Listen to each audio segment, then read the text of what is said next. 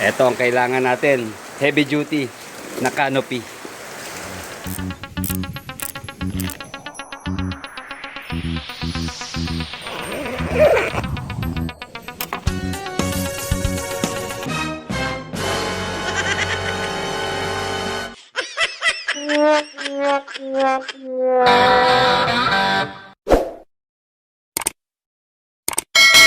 Kung maaalala nyo, last 2 months ago nung bumili tayo nitong bubong lakas na ulan, itong ating payong na pangmotor, kaya lang alam nyo, hindi siya talaga pwede dun sa malalakas na hangin. Lalo kami dumadaan sa highway, laging hinahato ng hangin kahit mabagal na takbo lang. Delikado, mababali itong kanyang plastic na stick, itong mga brace. Tulad dito sa side, kita nyo nawala na, natanggal na siyang kusa. Hindi ko alam kung saan napunta. Pero overall naman, okay pa rin naman to. Kung halimbawang ordinaryong panahon lang, walang malakas na hangin, gamit na gamit ko yan, wala akong issue dito. Yun lang talaga kapag sinabay mo siya sa malalakas na hangin, tulad dito, napunit yung plastic. So, kumuha na tayo nung ipapalit natin. Ayan, heavy duty na. Para kahit bumilis ng bahagya yung takbo natin, hindi masisira yung ating bubong. So ano pa iniintay natin? It's time to replace. Tanggalin na natin. Yun, nakalas na nga.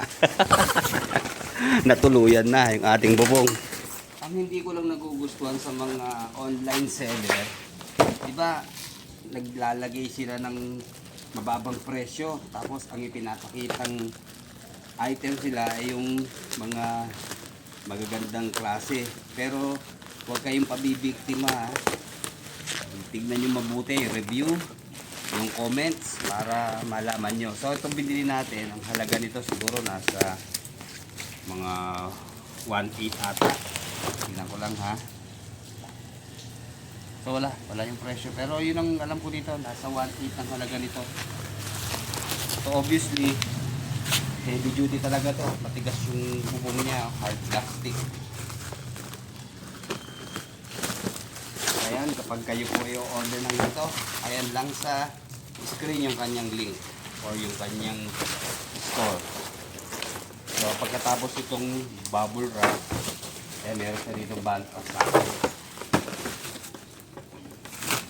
maganda yung kanyang pagkakasilyado. Talagang parang sako ng bigas o tahi-tahi. Hinihila na natin. Hindi rin naman mabuksan ng ayos eh.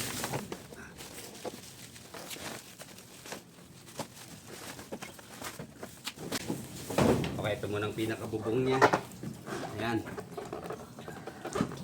Makapal na plastic. So, siguro ang sukat niya mga nasa 3 feet yung haba. Tapos mga 2 feet yung lapad. May gas-gas na kagad packaging nila siguro.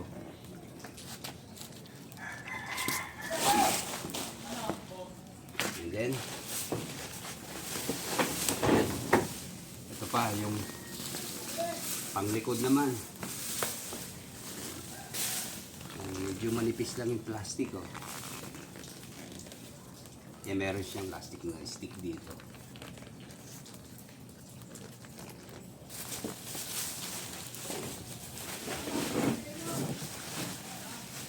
And then dito naman sa front natin, ayan, parang fiberglass na to.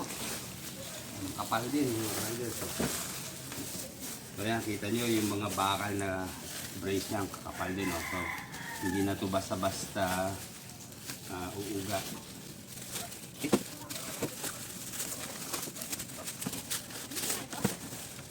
Ayan, yung harapan. Ayan, meron sa ritong bintana.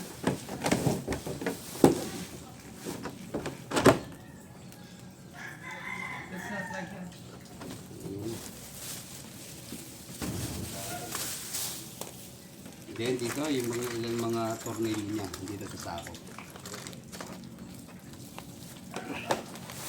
Ito ba? Ito pa pala. Ito. Natalo ko ano to. So, additional na trapal. Siguro para to sa front, sa ilaw at naka double strap na siya. Okay, sige. Assembly na natin. Ganyan ang forma niya, ha. Hindi lang natin maintindihan itong instruction. Check.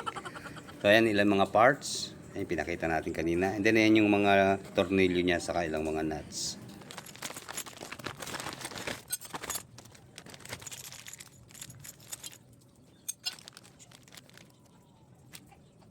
Dumiretso na po tayo dito sa K2 Motorcycle Parts and Accessories at nahihirapan po tayong magkabit dahil tayo rin na nagbibideo. Tapat lang po ito ng DPWH, Santo Angel Sur, Santa Cruz, Laguna.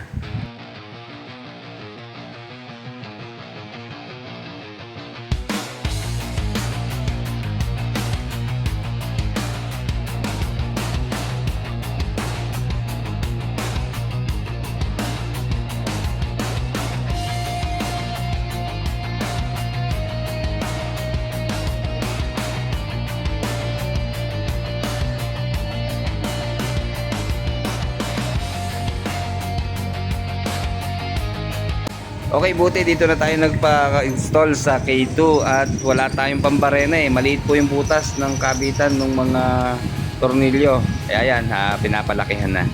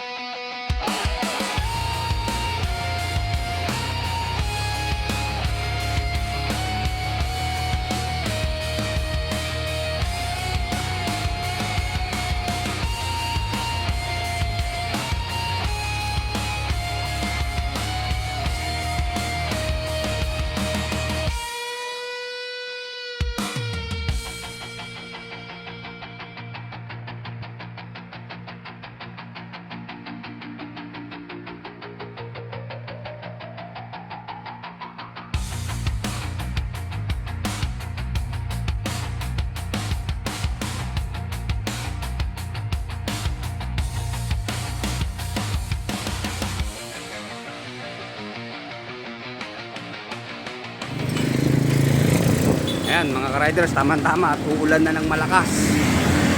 At ito, tapos na ating bagong bubong. Pero may sinasuggest sa akin, mas maganda raw kung dito natin siya ikakapit. Lagyan lang ng clamp, wag ng welding. Clamp na lang para malinis tignan. Para hindi mabugbog yung ating lalagyan ng side mirror. Kasi nga naman hindi maiwasan pag hinataw ng hangin, pwedeng mapwersa yung kabitan natin ng side mirror.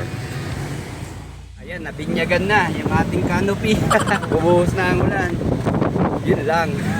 Ito, dapat may ayos yung plastic. Ayun, no? Hinahangin eh. Pero maganda rito, talagang hindi ka mababasa dito sa front. Maganda itong ating windshield.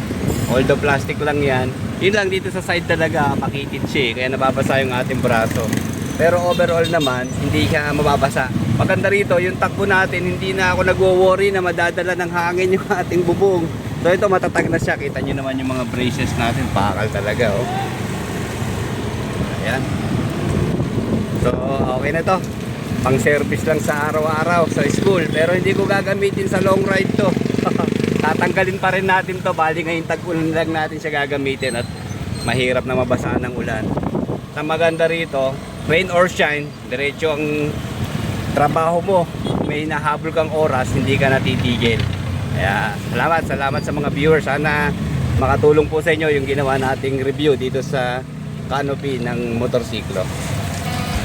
Like, comment, and subscribe sa ating channel. Salamat po.